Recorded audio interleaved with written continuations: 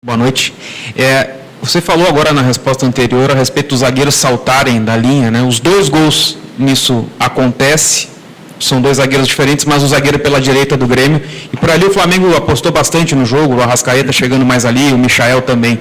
Essa foi uma percepção tua antes do jogo, de explorar essas costas da defesa do Grêmio, que teria esse zagueiro saltando? Eu não vi os gols ainda, então eu não consigo, eu só lembro que o Arrascaeta driblou o goleiro no primeiro, e no segundo foi uma saída de bola pela lateral, né? Eles fizeram uma saída de uma triangulação bonita e o Arrascaeta conseguiu escapar e conseguiu finalizar, né?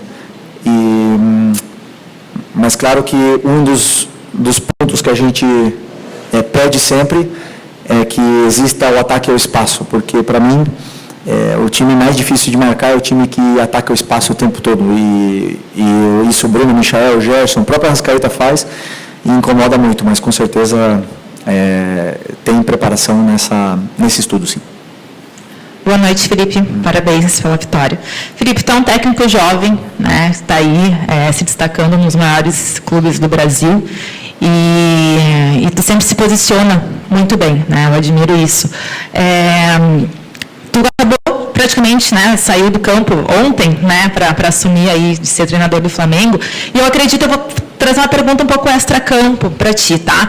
A gente viu ali que o Grêmio reclamou de uma mão na bola, né, ali no lance depois que o Flamengo fez o gol, e eu penso que se tu estivesse em campo como jogador, capitão, como tu fez, tu também reclamaria com o árbitro se fosse teu time adversário. Acredito que o VAR, ele tem a função também de ajudar o árbitro dentro de campo, e infelizmente a gente não está vendo isso, não só no jogo do Grêmio hoje, mas do Grêmio Palmeiras, semana passada, o Cruzeiro Internacional, e a gente viu que os árbitros também foram afastados desses jogos. Te pergunto, a gente está vendo que há uma crise técnica. O que tu pensa sobre essa crise da arbitragem no Brasil? E tu acha que tem uma solução a curto prazo, até porque esses afastamentos fazem mal para o futebol brasileiro? Obrigado pelo elogio e grande pergunta. É um tema delicado, né? Primeiro, se a gente quer melhorar, nós precisamos de investimento. Precisamos investir em estudos, em melhores, prepará-los melhores, mas eu posso afirmar, em 5 anos que eu joguei aqui no Brasil, agora no final de carreira, que eu vi muitos árbitros muito bons, muito bons. Seria até injusto citar nomes deles, mas eu sempre falei nas entrevistas, né? O próprio Klaus, o Davi, tem vários, não vou ficar citando o nome deles aqui, mas são muito bons, né? E assim, cada um tem uma opinião. Eu e um companheiro teu durante essa semana falou que o VAR não tem que entrar interferência mínima ou máxima ou apitar desde lá, mas tem que entrar quando tem que entrar realmente, né? E é uma linha, uma régua fina, difícil de a gente analisar, né? Mas o que eu gostaria realmente, que não houvesse muita interferência se não é um lance claro. Se é um lance claro, deve haver interferências. Impedimentos eu acho que veio para, sim, ajudar muito, porque era muito injusto você perder um jogo com um impedimento de 2 metros, e essas coisas vieram para ajudar, e o VAR também veio para ajudar. Precisamos continuar investindo, que eles possam continuar estudando, que eles possam continuar se corrigindo, porque no final das contas é só a experiência e as horas de correção de trabalho que vão fazer eles chegar à perfeição, mas eu tenho certeza que eles querem se aperfeiçoar o máximo possível, porque ninguém gosta de ser criticado, de ser afastado, nem nada disso, né? Então, eu não vi o lance desse ainda, né? Não vi o lance, mas o que eu sim gostaria, e aí uma coisa minha, mas é que o árbitro do VAR que chamasse o árbitro para assistir a imagem, que eles não se comunicassem, porque eu sinto muitas vezes que influencia na tomada de decisão do árbitro, que ele só vai lá ver as imagens, que mostrem as imagens de todos os ângulos para ele, de todos, já que ele vai lá, que sejam 10 ângulos, e aí ele analisa sem a opinião de ninguém, ele, sozinho, e aí ele vai ver se ele mantém ou não mantém. Isso seria, acho que, o ideal para a gente poder melhorar, mas assim, nós temos bons árbitros aqui no Brasil, bons mesmo de verdade, porque a gente sempre fala da Europa e tudo mais. Os únicos, para mim, que são referências são na Premier. Na Espanha tem o mesmo problema, na Itália tem o mesmo problema, então reclamamos muitas vezes de barriga cheia, porque eu tenho certeza que esses árbitros se esforçam muito para poder serem tops. Professor, boa noite. Lucas Goulart, da Rádio Galera. Você já disse em entrevistas anteriores, tem como referência na profissão o Diego Simeone, o Jorge Jesus, e até a gente já observa algumas características. E, recentemente, descobrimos que também tem como referência o Diego De Zerbi, o De Zerbi. E aí o Flamengo, inclusive, realiza alguns conceitos como atrair para libertar nas costas. E aí eu queria te perguntar, como você definiria o seu modelo de jogo, tendo essas referências como o Diego Simeone, Jorge Jesus e também o De Zerbi? Grande pergunta. Pergunta para tomar um café, mas não para contar aqui na coletiva meu modelo, não. Mas eu tentei, junto com o meu auxiliar, criar um modelo, como eu já falei várias vezes, onde a torcida se sentisse identificada e tudo mais, mas principalmente a forma de atacar o que eu mais sofri no campo, né, o que mais me sofrer no campo. E quem mais me fez sofrer no campo foi o Guardiola. Ele é a referência, ele mudou o futebol e claro que ele nos inspira a todos. Hoje o futebol é muito diferente por ele. E cada treinador jovem vem com ideias e conceitos novos, onde eu pelo menos não tenho vergonha nenhuma de falar que eu copio treinadores de fora, copio treinadores do próprio Brasil, coisas que eu vejo, eu acho interessante, e tentamos copiar e colocar no nosso modelo, né? Mas o modelo, se eu pudesse resumir, seria pressionar, esse é o primeiro, e depois seria, porque você falou da atração, né? E é uma coisa que eu não gosto, de que os adversários nos venham a pressionar, uma coisa que eu não peço para eles atrair, só que o jogador com tanta qualidade, como o Léo Ortiz, como o Léo Pereira, eles têm a zona de segurança entre eles e o adversário muito pequena. Então, eles se sentem confortáveis com o adversário perto deles.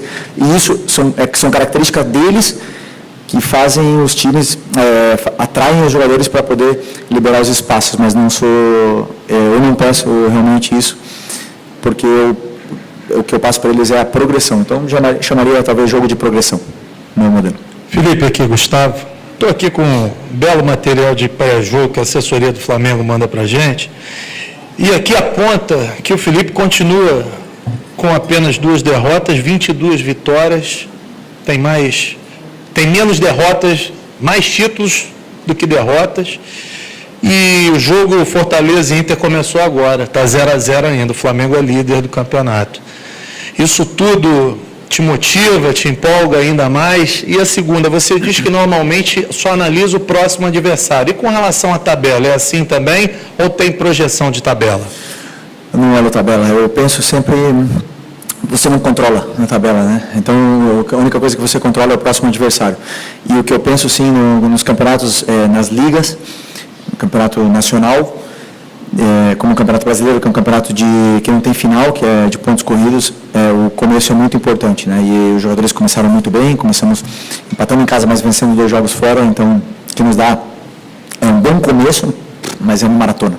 São muitas coisas pela frente, né? Então, assim, que você falou dos números, do que motiva e tudo. Não, o que eu não me iludo, né? Eu não era o novo Guardiola antes da sequência de vitória, de sequência invicta, e nem também sou o pior do mundo depois de uma derrota. Então essas coisas eu entendo, porque quando eu escolhi vir para o Flamengo, o dia que eu assinei o contrato estava tendo protesto.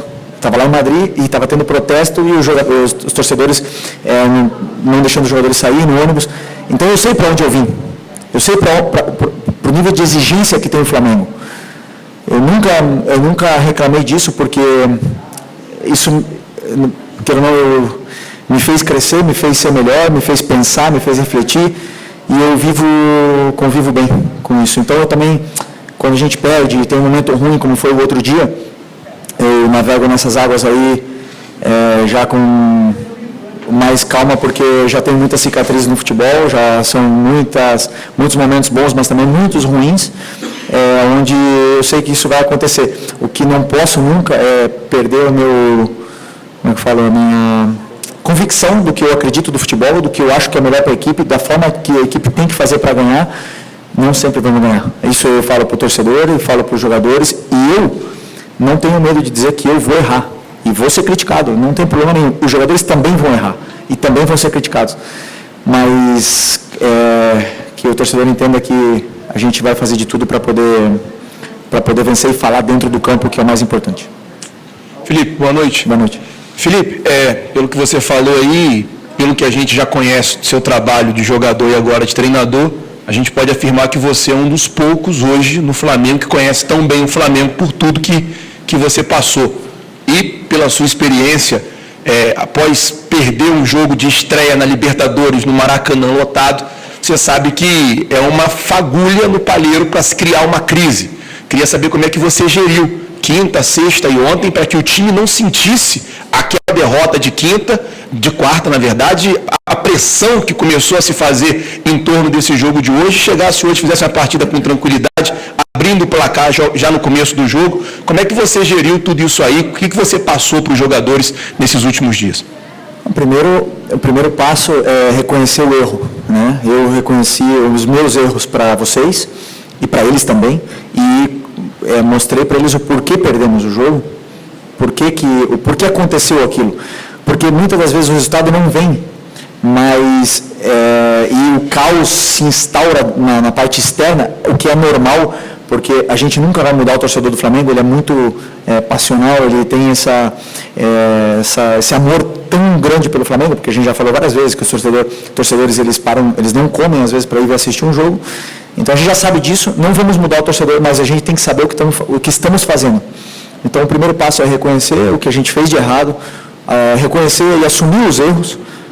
Não tenho vergonha nenhuma de dizer, e falei na entrevista depois do jogo, e falo de novo, errei em algumas tomadas de decisão naquele jogo e vou errar de novo em outros momentos, mas reconhecer isso aí nos dá a tranquilidade de que e saber se perdoar para ir para o próximo jogo. Mas aí o fato de eles terem entrado hoje com confiança e não pensarem no jogo, isso é por eles, pelo nível dos jogadores que estão no elenco hoje, porque são jogadores muito grandes que já passaram por momentos difíceis, já conhecem o clube também, já sabem como funciona a torcida e conseguem apagar rápido o que aconteceu no jogo para poder vencer o próximo jogo. Então, aí não é meu trabalho, aí é realmente o nível dos jogadores que faz o time reverter rápido essa situação.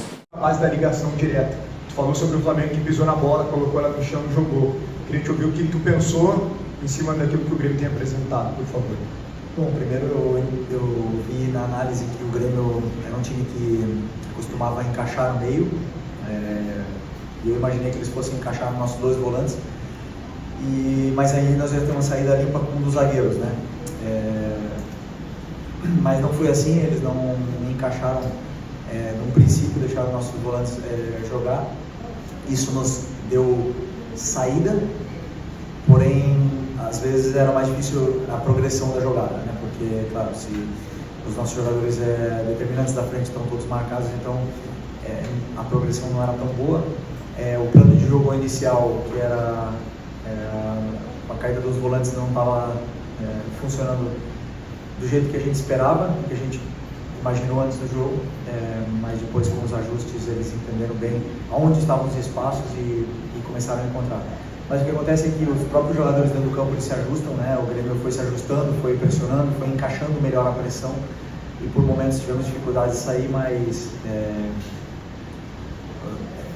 eu acredito que com a estrutura e com a qualidade dos jogadores do nosso time é muito difícil que eles se apertem, né? Porque eles têm muita qualidade e muitas vezes, mesmo pressionados, eles conseguem sair por uma vantagem qualitativa, que, por exemplo, no caso do Gerson, que com a bola, ele não perde a bola. Então, isso nos dá uma facilidade para sair mesmo pressionados e assim foi, encontramos os espaços e conseguimos machucar o Grêmio nesse caso. Mas o Grêmio é um time de muitos encaixes e nunca é fácil superar esses encaixes de pressão no meio campo. Porém, quando você escapa desses encaixes, você acaba dentro da área, foi isso que aconteceu e acabamos 2 ou 3 vezes dentro da área no primeiro tempo que poderiam ter sido um placar mais elástico. Boa noite, Felipe. Prazer em vê-lo. Parabéns pela vitória. Felipe, o Flamengo, motivos que não precisa ficar aqui repetindo, ele é uma espécie assim de modelo do clube a ser batido no Brasil. O grupo de jogadores é qualificado, o teu trabalho já está rendendo frutos, embora seja relativamente curto, mas ele se mostra. A estrutura do Flamengo, ela é exemplar também. Como fazer para que... Como é que vocês estão estudando para jogar com a corda esticada ou poder recolhê-la na hora certa, visando ganhar o máximo possível de competições e estando já no Campeonato Brasileiro que recém começou, mas o Flamengo já começa também a ser colocado como favorito, como maior candidato. Como é que é carregar essa responsabilidade e trabalhar um grupo assim de agora até dezembro? Só por favor, me explica um pouco melhor como a corda que você falou. A corda esticada é que nem afinação de violão, a cordinha está esticada. Sim, mas... E o Flamengo, como fazer com que isso seja mantido ou, em determinados momentos, saber administrar para que questão física, questão de grupo, como é que você administra um grupo de agora até dezembro para tirar o máximo de competições possíveis? Ok, primeiro o clube nos últimos anos se reestruturou de uma forma que nos possibilita ter jogadores importantes para poder brigar pelas competições. Isso não significa ganhar as competições, significa poder disputar. Né? Na parte de cima da tabela, com o elenco que tem, o Flamengo, você pode oferecer para os jogadores que queiram vir para o Flamengo a possibilidade de disputar os títulos. Né? Depois ganhar ou não é uma coisa do jogo, do esporte, é difícil. Eu particularmente trabalho de uma forma onde eu sempre viso jogo a jogo e a corda que você fala é a nível físico, né? Na minha concepção, pela também um pouco da experiência que eu tenho como jogador, como eu passei por todos os processos, jovem, depois no melhor momento dos 28 aos 32, depois já ladeira abaixo, então eu senti o que os jogadores sentem hoje, tenho bastante esse feeling, tento aproveitar o máximo possível do que o departamento médico me dá de informação para poder decidir. E sempre colocar os jogadores que eu acredito que vão ser os melhores para que a equipe vença o jogo. Então eu sempre trabalho pensando em fazer o que é melhor para a equipe. E aí eu não penso em sentimento, em ego, eu não penso em nada disso. E aí eu durmo mais fácil, né? Como eu estou fazendo o que eu sei, o que eu sinto que é melhor para a equipe, eu vou errar, não tenho dúvida que eu vou errar, os jogadores também vão errar, mas meu coração dorme em paz e eles entendem bem isso. E acredito que daqui até o final do ano, a única mensagem que eu tenho para os meus jogadores é que eu vou precisar de todos eles. A gente já viu isso no Carioca, todos jogaram, já vimos isso no campeonato, são muitos jogos e isso é o elenco qualificado que hoje o Flamengo tem para poder disputar. Mais peças virão provavelmente na janela do meio do ano e isso é normal do futebol, essas trocas, né, nos elencos, mas eu acredito que sempre para qualificar ainda mais e potencializar a qualidade que esses jogadores têm. Obrigado, parabéns pela vitória. Eu acho legal porque assim, hoje eu sempre falei para vocês, né, vão ter dias que nós não vamos ter tantas finalizações, porém vamos estar mais finos de cara a gol, vamos fazer gol. E vão ter outros dias que nós vamos chutar 30 vezes e a bola não vai entrar, como foi o último jogo do Central Córdoba, onde tivemos chances claras e não fizemos. Fizemos um de fato, mas não fizemos gols. Isso é natural do que o adversário ele permite para você. Como eu falei, o Grêmio é um time de encaixes, te dá uma dificuldade maior na saída, porém, a que você escapa, você tem uma chance mais clara, ou uma chance de pisar na área, como você falou, mais clara. Depois, a finura do jogador ali, o momento de forma dele, isso cada um vai passar por momentos diferentes. E aí os números dizem, né? Um jogador com Arrascaeta tem uns números incríveis e outros não tem tantos números como ele, como o Pedro. Isso é totalmente normal do futebol. Agora, numa vitória no campo, na arena do Grêmio, contra um time super qualificado, um time muito bem treinado, como eu falei, com encaixes, com tudo mais, fora de casa, segunda seguida fora de casa no Brasileiro, nós temos que olhar o lado positivo. Nós não podemos só olhar porque o Flamengo finalizou menos, porque não sei o quê, porque a bola não entrou. Então eu sou o treinador positivo. Entendo que você seja mais negativo nesse ponto, mas eu olho sempre as coisas boas que a gente fez e as ruins já é o meu trabalho corrigir elas e para isso que é bem pago.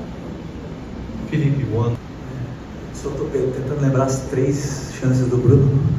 Pode me lembrar elas? Teve um passe do Arrascaeta que ele acaba furando em bola. Teve outro passe, uma jogada pela direita, um cruzamento, que ele acabou não chegando a tempo. E também teve uma de perna esquerda, que ele acabou tentando driblar o defensor do Grêmio, o Gemerson, e acabou não finalizando da maneira adequada.